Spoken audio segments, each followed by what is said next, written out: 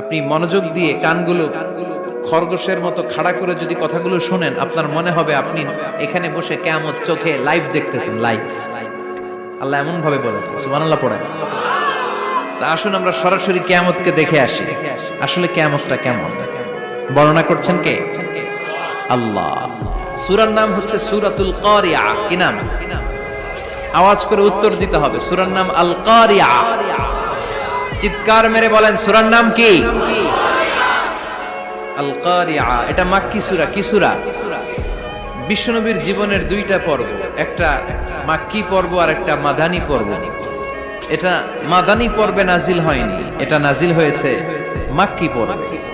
এই সূরার আয়াত সংখ্যা 11। এটা কোরআনের 101 নম্বর সূরা। এটা আল কোরআন আল কারীমের 30তম পারায় অবস্থিত একটা সূরা। আমাদের অনেকেরই মাশাআল্লাহ মুখস্থ আছে না?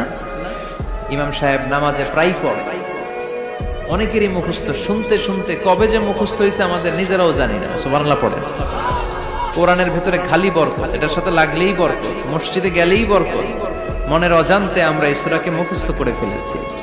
কিন্তু এই সূরার ভেতরে যে আল্লাহ কোরআনের কিয়ামতের এত চমৎকার নকশা এঁকেছেন, এত প্রামাণ্য বর্ণনা দিয়েছেন, এটা আমরা অনেকে জানিই না।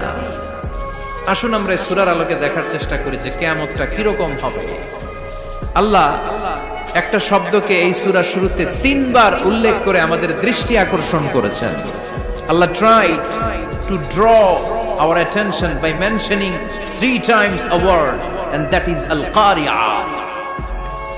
al-qari'ah শব্দটাকে তিনি 3 বার উল্লেখ করে আমাদের দৃষ্টি আকর্ষণ করেছেন।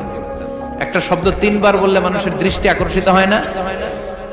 যেহেতু এটা আরব দেশে নাজিল হয়েছে, আবার মক্কায়, মক্কার লোকেরা আরবি বুঝে, তাদেরকে প্রথম বলা হলো আল কারিয়া।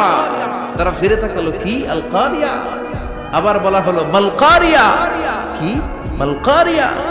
আবার বলা হলো ওমা আদরাকা মাল কারিয়া। আবার তারা ফিরে তাকালো। দৃষ্টি আকর্ষণের জন্য আল্লাহ তাআলা 3 বার এই শব্দটা বলেছেন। এজন্য এই শব্দের একটা সিগনিফিকেন্স, একটা গুরুত্ব, অর্থবহ একটা মানদণ্ড আছে না নাই? আল কারিয়া শব্দের অর্থ হচ্ছে বিকট আওয়াজ। আল কারিয়া মানে কি? কথা বলেন, আরো জোরে বলেন। বিকট আওয়াজ। এই বিকট আওয়াজটা তৈরি করার জন্য আল্লাহ তাআলা একজন ফেরেশতা তৈরি করেছেন, যার নাম হচ্ছে ইসরাফিল। নাম কি? আমাদের মধ্যে অনেকের নাম কিন্তু আমরা ইসরাফিল রাখি, তাই না? ইসরাফিল আছে না নাই? আজরাইল কিন্তু রাখে না, ডরে। কেন রাখে না? ভয় পায়। কিন্তু ইসরাফিল আছে, আমার পরিচিত অনেকে আছে ইসরাফিল। তো এই ফেরেশতার পা হচ্ছে জমিনের নিচে, মাথা হচ্ছে আকাশের উপরে। এই ফেরেশতার কাজ হচ্ছে ওই বিকট শব্দ তৈরি করা। উনি একটা সাইরেনের মধ্যে ফু দিবেন, হুইসেল দিবেন, ট্রাম্পেট। ওই ট্রাম্পেটে, ওই সাইরেনে, ওই হুইসেলে ফু দিলেই শুরু হয়ে যাবে আল কারিয়া। মাল ওমা আদরাকা মাল। এই ফেরেশতার দায়িত্বই হচ্ছে ওই বাঁশির মধ্যে ফু দেয়া। Whistle, siren, trumpet. আরবিতে এটাকে বলা হয় আসসুর। ইদা নুফিখা ফিস সূরি নাফখা ওয়াহিদা। যখন তিনি ওই সিংহে একটা ফু দিবেন, সব লন্ডভন্ড হয়ে যাবে, কিচ্ছু খুঁজে পাওয়া যাবে না। আল্লাহ ওনাকে তৈরি করেছেন শুধু এই হুইসেলের মধ্যে, বাঁশির মধ্যে 3টা ফু দেওয়ার জন্য। কয়টা? উনি সৃষ্টির শুরু থেকেই এই বাঁশিটাকে 2 ঠোঁটের মাঝখানে রেখে আল্লাহর আরশের দিকে তাকিয়ে আছে, and just waiting for the green signal. আল্লাহর পক্ষ থেকে সবুজ সংকেতের অপেক্ষায়। যখনই আল্লাহর অর্ডার করবেন, তখনই শুরু হয়ে যাবে আল কারিয়া। মাল ওমা আদরাকা মাল। সৃষ্টির শুরু থেকেই ইসরাফিল ফেরেশতা বিশাল সিংহাটাকে 2 ঠোঁটের মাঝখানে করে আরশের দিকে তাকিয়ে আছে, কখন আল্লাহ অর্ডার দিবে। অর্ডার দিতে দেরি, ফুৎকার দিতে দেরি নাই, ঠিক কিনা? বিকট আওয়াজ, গগন বিদারী শব্দ, প্রচন্ড একটা সাউন্ড, জাইগান্টিক সাউন্ড। যে আওয়াজ, যে শব্দ কেউ শুনে নাই। শুনছেন? পৃথিবীতে আপনারা কে সবচেয়ে বেশি আওয়াজের কিছু শুনেছেন? সবচেয়ে বেশি আওয়াজ আপনার জীবনে ঘটেছে কোন জায়গায়? কি দেখেছেন যে অনেক আওয়াজ হয় সেখানে? বলেন তো। হ্যাঁ, বজ্রপাত, বজ্রপাতের আওয়াজ আপনি শুনেছেন, বিকট আওয়াজ, তাই না? বজ্রপাতকে আঞ্চলিক ভাষায় আপনারা কি বলেন? হ্যাঁ, ঠেড়া। ঠেড়া অনেক জায়গাতেই বলে ঠেড়া। নোয়াখালীতে বলে ঠেড়া হচ্ছে, হাতের উপরে আল্লাহ ঠেড়া হচ্ছে, আছে না নাই? তো এই যে ঠেড়া, বজ্রপাত, ইংরেজিতে বলে থান্ডার, আসলে এটার আওয়াজ বড় ভয়ঙ্কর, প্রচন্ড আওয়াজ। আচ্ছা, আর আপনি বলেছেন কি, গাড়ির চাকা যদি পাংচার হয়, হ্যাঁ এটা তো আওয়াজ হতে পারে। আমরা মাঝে মাঝে রাস্তায় চড়ি, আমরা দেখি ট্রাকের চাকা যখন পাংচার হয় আমরা লাফ দিয়ে উঠি, বিকট আওয়াজ হয়, ভয় পেয়ে যায়, এতে দুর্ঘটনাও ঘটে, ঠিক কিনা?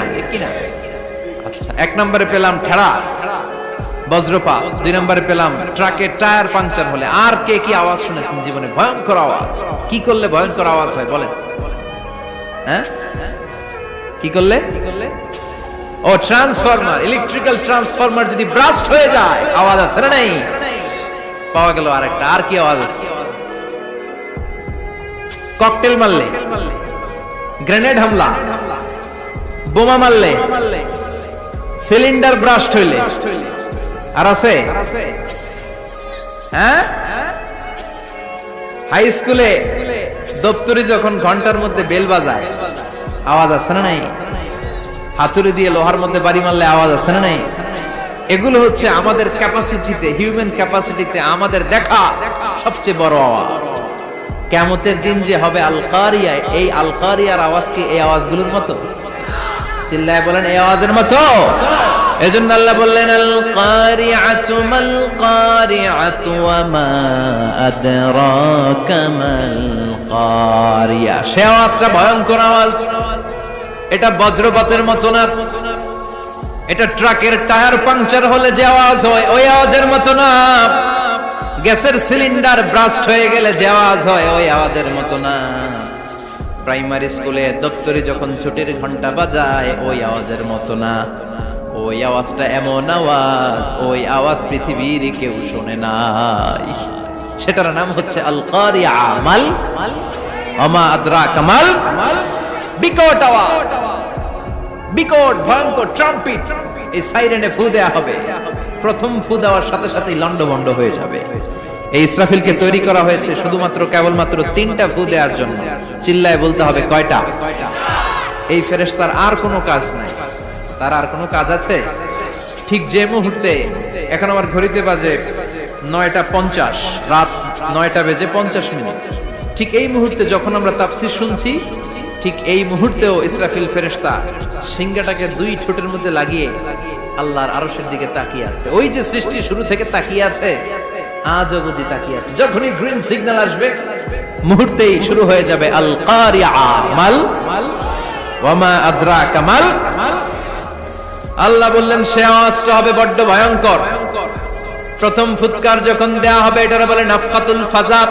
দুনিয়ার সব মানুষগুলো অবাক হয়ে যাবে, পুরো পৃথিবীটা কেঁপে উঠবে, পৃথিবীর বিল্ডিং গুলো দুমড়ে মুচড়ে পড়বে, পৃথিবীর বড় বড় যত পাহাড়গুলো আছে তুলার মতো বাতাসে পাহাড়গুলো তুলিত হতে থাকবে।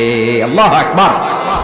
আল্লাহ বললেন ইয়াউমা ইয়াকুনুন নাসু কাল ফারাশিল মাবথুস ওয়া তাকুনুল জিবালু কাল আহিনিল মানফুশ। সেদিন মানুষগুলো বিক্ষিপ্ত পতঙ্গের মতো নিক্ষিপ্ত হবে যখন আল কারিয়া, এই বিকট আওয়াজটা হবে। শুনতেছেন?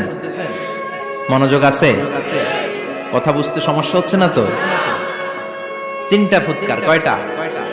প্রথম ফুৎকার দেওয়ার সাথে সাথে মানুষগুলো বিক্ষিপ্ত পতঙ্গের মতো নিক্ষিপ্ত হবে। এই যে আরামসে বসে আছি, তখন আর বসে থাকা যাবে না, কে ধাক্কা খেয়ে কই চলে যাব টেরই পাওয়া যাবে না। আমরা এই যে বসে আছি এর কারণ হচ্ছে গ্র্যাভিটেশনাল একটা ল আছে, পাওয়ার। এটার বাংলায় বলে মাধ্যাকর্ষণ শক্তি। কি শক্তি? কথা বলেন। কে আবিষ্কার করছে এটা? হ্যাঁ, কে? বিজ্ঞানের নিউটন, আইজাক নিউটন আবিষ্কার করেছে। আপেলকে সে নিচে পড়তে দেখে গবেষণা করে পেয়েছে গ্র্যাভিটেশনাল পাওয়ার।